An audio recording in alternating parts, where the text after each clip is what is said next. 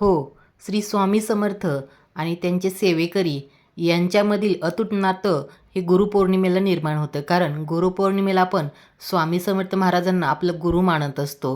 तर घरच्या घरी गुरुपद कसं घ्यावं, ज्यांनी आजपर्यंत गुरुपद घेतलं नाही आहे, ज्यांना स्वामी महाराजांना गुरु करण्याची इच्छा आहे, त्यांनी घरच्या घरी किंवा मंदिरात कसं गुरुपद घ्यावं याबद्दलची माहिती या व्हिडिओमध्ये सांगणार आहे. आणि अगदी सोप्या पद्धतीने घरच्या घरी गुरुपद कसं घेतलं जातं आणि गुरुपद घेतल्यानंतर आपण मांसाहार करू शकतो का मांसाहार पूर्ण बंद करावा, तेच आपण या व्हिडिओमध्ये पाहणार आहोत. तर व्हिडिओ शेवटपर्यंत नक्की पहा.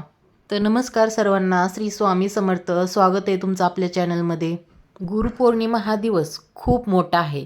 स्वामी महाराज आणि त्यांचे सेवेकरी यांच्यामधलं जे अतूट नातं आहे ते नातं या दिवशी घट्ट होत असतं. आता नवीन जे सेवेकरी आहेत त्यांनाही स्वामी महाराजांना जर आपला गुरु बनवायचं असेल तर ते कसे बनवू शकतात आणि गुरुपद कसं घ्यावं, गुरुपद घेणं म्हणजे काय. गुरु बघा, जेव्हा आपण जन्माला येतो, लहान असतो, तेव्हा आपले माता पिता आपले गुरु असतात.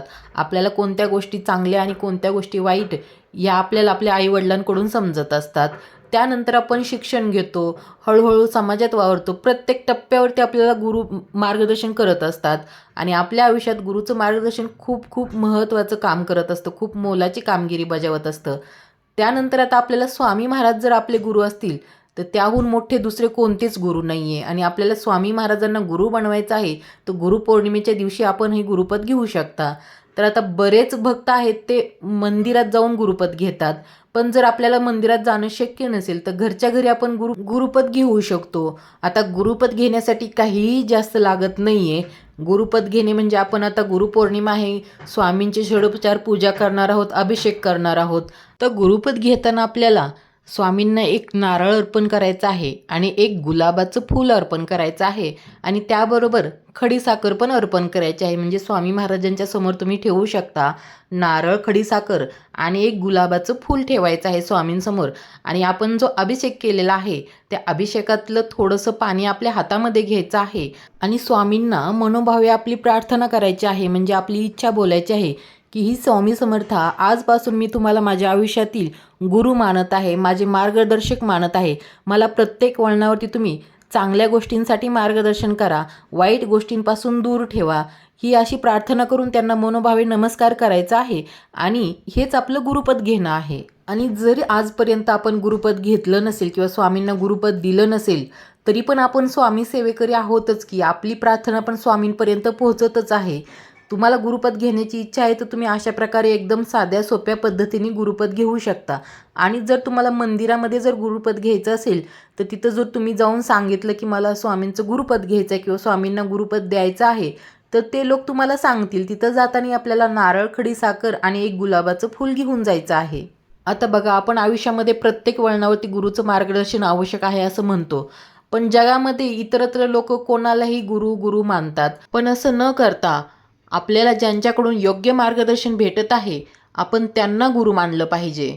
तुम्हाला जर गुरु बनवायचं असेल, कोणाला मनापासून गुरु मानायचं असेल तर स्वामी महाराजांना गुरु माना. स्वामी महाराजांपेक्षा या जगामध्ये दुसरा कोणताही गुरु मोठा असू शकत नाही. आणि जर काही कारणास्तव तुम्हाला गुरुपद उद्या घेणं शक्य झालं नाही, तुम्ही बाहेर आहात किंवा काही सुतक वगैरे आहे, अशी जरी काही अडचण असेल तर काही हरकत नाही, तुम्ही पुढच्या वर्षी गुरुपद घेऊ शकता.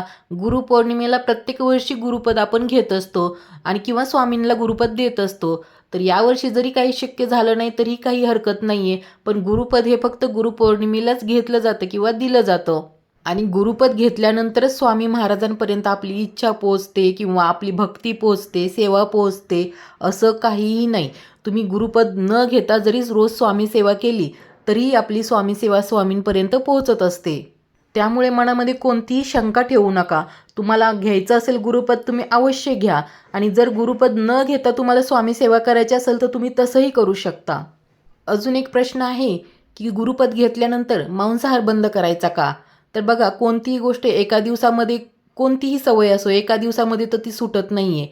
तुम्हाला जर मांसाहार बंद करायची इच्छा आहे गुरुपद घेतल्यानंतर हळूहळू तुम्ही तो प्रयत्न करू शकता. पण स्वामींना सर्व भक्त एकसारखे प्रिय आहे. जरी तुम्ही मांसाहार करत असाल तरी स्वामी कधी भक्तांमध्ये भेदभाव करत नाहीत.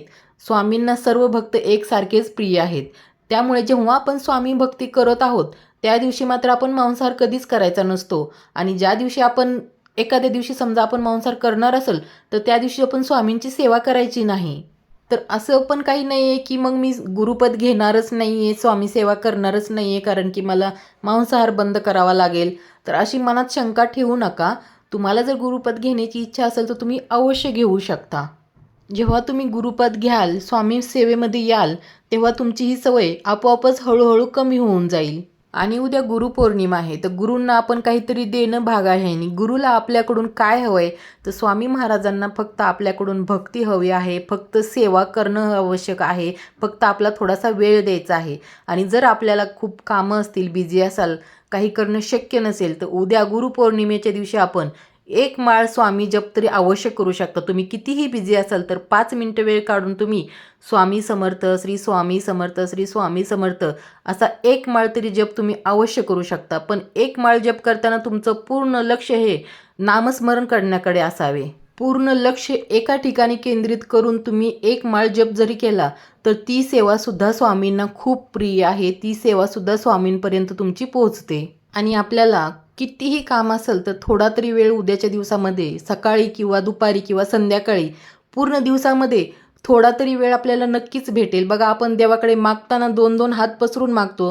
हे ते सर्व इच्छा पूर्ण व्हाव्यात अशी आपण अपेक्षा करतो. पण देवाची भक्ती करताना आपल्याला वेळच नाही, हे काम आहे, ते काम आहे. कामं कधीही संपणार नाहीत. म्हणून देवाची भक्ती किंवा स्वामी सेवा करायची नाही असं नाही ना. त्यामुळे थोडा वेळ काढून तरी उद्या स्वामी सेवा करा.